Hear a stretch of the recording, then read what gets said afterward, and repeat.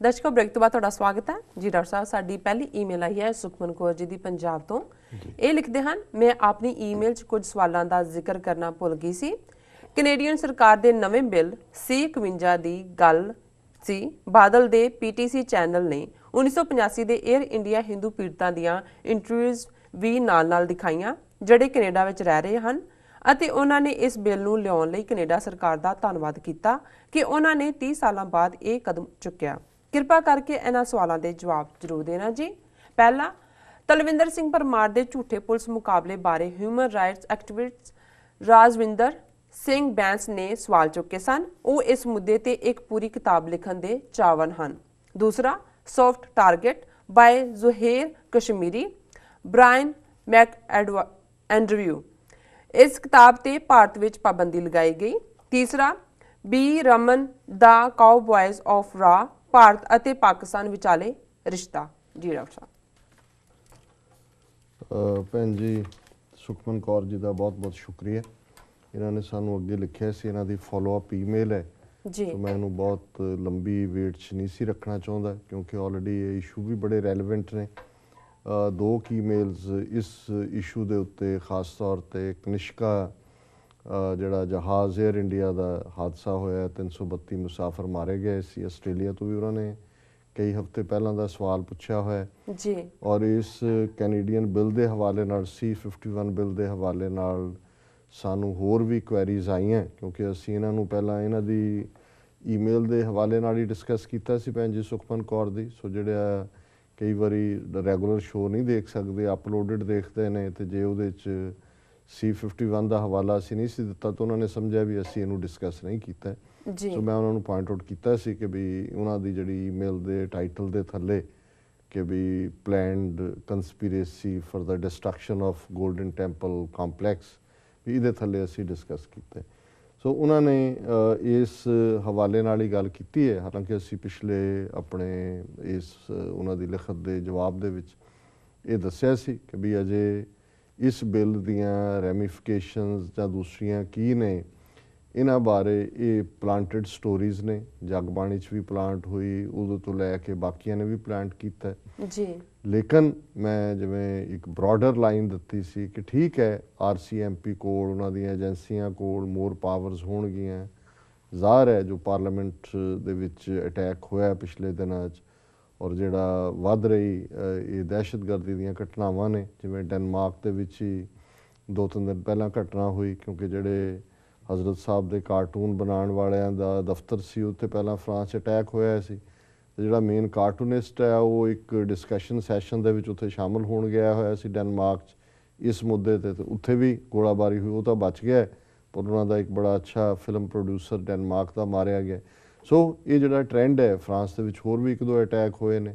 सो Canada भी ये महसूस करता है कि बड़ा वलनरेबल है इस मुद्दे के उत्ते जी। सो उन्होंने लिए अपनी सिक्योरिटी जां अपना प्रीएम्प्ट जिहड़ा किसी भी गल नूं करन दा जिहड़ा कुछ भी करना ये प्लैंड है मतलब बनता भी है उन्हों दा।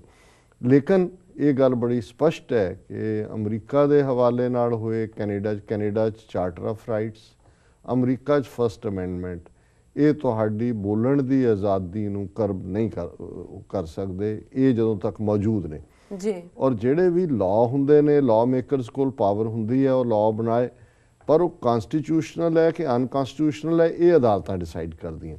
सो अल्टीमेटली ईवन अजे तां जिहड़ा लॉ भी है उहदे च भी कुछ इस किस्म का नहीं आया भी उन्होंने कोई खालिस्तान के नारे ते पाबंदी लानी है और जे लख बंदा खालिस्तान का नारा लांदा जा रहा उत्थे किन्नी पुलिस वाले होणगे पाबंदी ला के नारे लाउण तो हटाउणगे 10 वारी लाउणगे लोग। सो ना ही इवें हुंदा।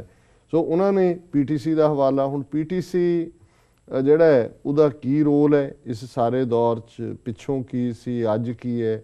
जिहड़े बादल प्यो पुत्तर उस ढीठताई नाल झूठ बोल रहे हैं कि जी ड्रग्स तो पाकिस्तान चों आउंदी है जी राजस्थान चों आउंदी, पंजाब तो ड्रग प्रोड्यूस ही नहीं हुंदी और एक पासे सबूत होण कि भी किन्ने हज़ार करोड़ की सिंथैटिक ड्रग जी पंजाब दे विच प्रोड्यूस हुंदी है तो तुसीं झूठ ही बोलना है बोली जाओ।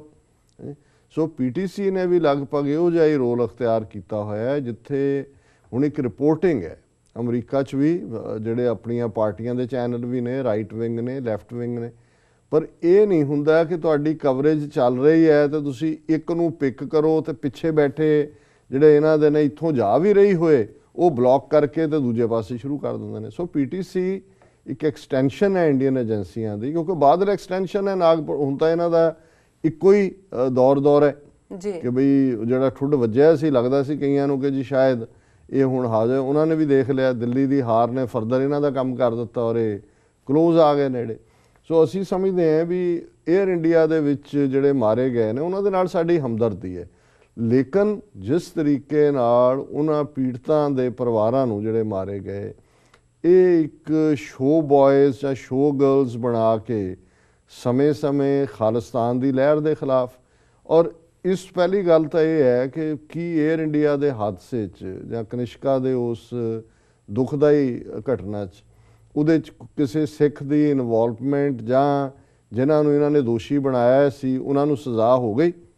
ਜੇ ਤੁਸੀਂ ਪਹਿਲੀ ਗੱਲ ਤਾਂ ਮੀਡੀਆ ਨੇ ਉਹਨੂੰ ਇਸ ਤਰੀਕੇ ਨਾਲ, ਔਰ ਇੰਡੀਅਨ ਮੀਡੀਆ ਏਜੰਸੀਆਂ ਦੇ ਦਬਾਅ ਥੱਲੇ ਹੀ ਰਿਹਾ, ਇਸ ਤਰੀਕੇ ਨਾਲ ਪ੍ਰੈਜ਼ੈਂਟ ਕੀਤਾ ਕਿ ਜਿਵੇਂ ਇਹ ਕੰਮ ਸਿੱਖਾਂ ਦਾ ਜਾਂ ਖਾਲਿਸਤਾਨੀਆਂ ਦਾ।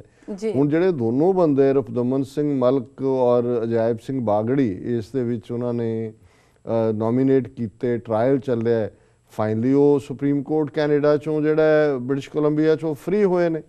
ਸੋ ਇਹ ਕਿਵੇਂ ਏਅਰ ਇੰਡੀਆ ਵਾਲਿਆਂ ਪੀੜਤਾਂ ਨੂੰ ਹੈ ਕਿ ਜੀ ਇਹ ਸਿੱਖਾਂ ਨੇ ਕੀਤਾ ਔਰ ਉਹਦਾ ਖਾਲਿਸਤਾਨ ਨਾਲ ਤਾਲੁਕ ਹੈ।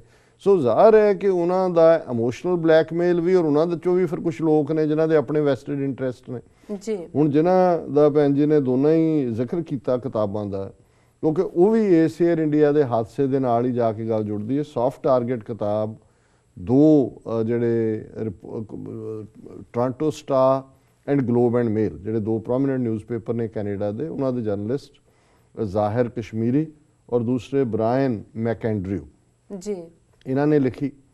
ਔਰ ਇਹਦੇ 'ਚ ਉਹਨਾਂ ਨੇ ਸਪਸ਼ਟਤਾ ਦੇ ਨਾਲ, ਔਰ ਇਹ ਬੜਿਆ ਮੈਂ ਸਮਝਦਾ ਵੀ ਬੇਸ਼ੱਕ ਹੁਣ ਪਤਾ ਨਹੀਂ ਉਹਦਾ ਪ੍ਰਿੰਟ ਉਸ ਤੋਂ ਬਾਅਦ ਸ਼ਾਇਦ ਇੱਕ ਅੱਧੀ ਵਾਰੀ ਹੋਰ ਉਹਦਾ ਪ੍ਰਿੰਟ ਆਇਆ ਸੀ 2-3 ਸਾਲ ਪਹਿਲੇ, ਕਿ ਉਹਨਾਂ ਨੇ ਬੜੀ ਕਲੀਅਰਲੀ ਵਿਦ ਐਵੀਡੈਂਸ ਇਹ ਪ੍ਰੂਵ ਕੀਤਾ ਹੈ ਕਿ ਇਹ ਜਿਹੜਾ ਏਅਰ ਇੰਡੀਆ ਹਾਦਸਾ ਹੈ ਇਹ ਇੰਡੀਅਨ ਇੰਟੈਲੀਜੈਂਸ ਏਜੰਸੀਆਂ ਦਾ ਕੰਮ ਸੀ।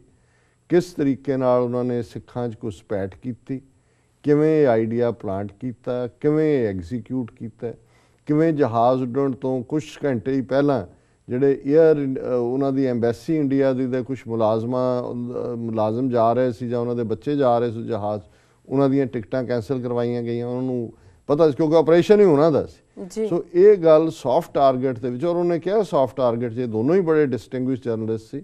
ਔਰ ਜਿਹੜੀ ਇਹਨਾਂ ਨੇ ਕਨਕਲੂਜਨ ਦੇ ਉੱਤੇ ਪਹੁੰਚੇ, ਜੇ ਇੰਡੀਅਨ ਗਵਰਨਮੈਂਟ ਜਾਂ ਜਿਹੜੇ ਬੰਦੇ ਉੱਥੇ ਕੈਨੇਡਾ ਜਿਨ੍ਹਾਂ ਦੇ ਨਾਂ ਉਹਨਾਂ ਨੇ ਲਏ ਉਹ ਇਹ ਸਮਝਦੇ ਸੀ ਜਾਂ ਸਮਝਦੇ ਨੇ ਕਿ ਜੀ ਉਹਨਾਂ ਨੇ ਜ਼ਿਆਦਤੀ ਕੀਤੀ, ਉਹਨਾਂ ਨੂੰ ਸੂਹ ਨਹੀਂ ਕੀਤਾ ਉਹਨਾਂ ਨੇ ਕਿ ਬਈ ਸੂਹ ਕਰੋ ਕਿ ਵੀ ਸਾਡੇ ਨਾਂ ਝੂਠੇ ਲਏ ਨੇ। ਸੋ ਅਸੀਂ ਸਮਝਦੇ ਹਾਂ ਕਿ ਇਹੀ ਪਾਰਟ, ਔਰ ਜਿਹੜੀ ਗੱਲ ਉਹਨਾਂ ਨੇ ਬੀ ਰਮਨ ਦੀ ਜਿਹੜੇ ਕਾਊ ਬॉयਜ਼ ਆਫ ਕੌ, ਕਿਉਂਕਿ RN ਕੌ ਜਿਹੜਾ ਹੈ ਇਹ ਰਾਹ ਦਾ ਚੀਫ ਸੀ ਜਦੋਂ ਜੂਨ 'ਚ ਕਸ਼ਮੀਰੀ ਬ੍ਰਾਹਮਣ, ਜਦੋਂ ਜੂਨ 84 ਦਾ ਹਮਲਾ ਹੋਇਆ, ਇਹਦੀ ਪਲੈਨਿੰਗ ਵੀ ਇਸ ਨੇ RN ਕੌ ਨੇ ਕੀਤਾ ਸੀ। ਹੁਣ ਜੇ cowboys of Kao, soft target, Maloy Dhar ਦੀ ਓਪਨ ਸੀਕ੍ਰੇਟਸ, ਇਹਨਾਂ ਸਾਰਿਆਂ ਨੂੰ ਤੁਸੀਂ ਰਲਾ ਮਿਲਾ ਕੇ ਦੇਖਦੇ ਹੋ, ਇਹ ਸਾਰੇ ਚੋਂ ਸਿਫਟ ਕਰਦੇ ਹੋ, ਉਸ ਨੂੰ ਛਾਣਦੇ ਹੋ, ਤੇ ਬੜੀ ਕਲੀਅਰਲੀ ਐਮਰਜ ਹੁੰਦਾ ਹੈ ਕਿ ਜੂਨ 84 ਦੇ ਹਮਲੇ ਤੋਂ ਬਾਅਦ, ਘੱਲੂਘਾਰੇ ਤੋਂ ਬਾਅਦ ਜਿਹੜੀ ਸਿੱਖਾਂ ਦੇ ਲਈ ਹਮਦਰਦੀ ਸੀ ਦੁਨੀਆ ਭਰ 'ਚ, ਉਹ ਰਾ ਨੇ ਪਲਾਨ ਕੀਤਾ ਕਿ ਕੋਈ ਐਸੀ ਇਵੈਂਟ ਕਰੋ ਕਿ ਸਿੱਖ ਜਿਹੜੇ ਨੇ ਇਹ ਇੰਟਰਨੈਸ਼ਨਲ ਟੈਰਰਿਜ਼ਮ ਦੇ ਖਾਤੇ 'ਚ ਆ ਜਾਣ, ਅੰਤਰਰਾਸ਼ਟਰੀ ਦਹਿਸ਼ਤਗਰਦੀ ਦੇ ਖਾਤੇ 'ਚ ਆ ਜਾਣ।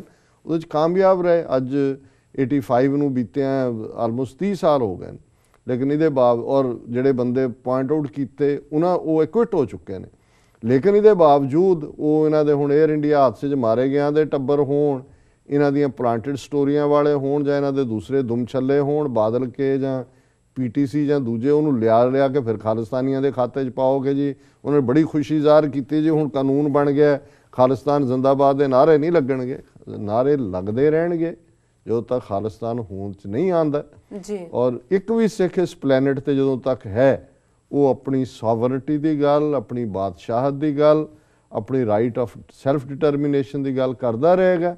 ਹਾਂ, ਅਸੀਂ ਹਿੰਸਾ 'ਚ ਯਕੀਨ ਨਹੀਂ ਰੱਖਦੇ, ਅਸੀਂ ਜਿਹੜੇ 에ਅਰ ਇੰਡੀਆ ਹਾਦਸਾ ਹੋਏ, ਕੋਈ ਹੋਰ ਜਿਹੜੇ ਇਸ ਕਿਸਮ ਦੀ ਹਿੰਸਾ ਦਾ ਕਿਤੇ ਸ਼ਿਕਾਰ ਹੋਏ ਨੇ, ਉਹਨਾਂ ਦੇ ਨਾਲ ਅਸੀਂ ਹਮਦਰਦੀ ਕਰਦੇ। ਪਰ ਇਸ ਦਾ ਮਤਲਬ ਇਹ ਨਹੀਂ ਹੈ ਕਿ ਉਹ ਐਜ਼ ਏ ਸ਼ੋ ਪੀਸ ਬਣੇ ਹੋਣ ਇੰਡੀਅਨ ਏਜੰਸੀਆਂ ਦੇ ਜਿਹੜੇ ਹੈ ਉਹ ਕੇਸ ਨੂੰ ਅੱਗੇ ਪਲੀਟ ਕਰਨ ਦੇ ਲਈ।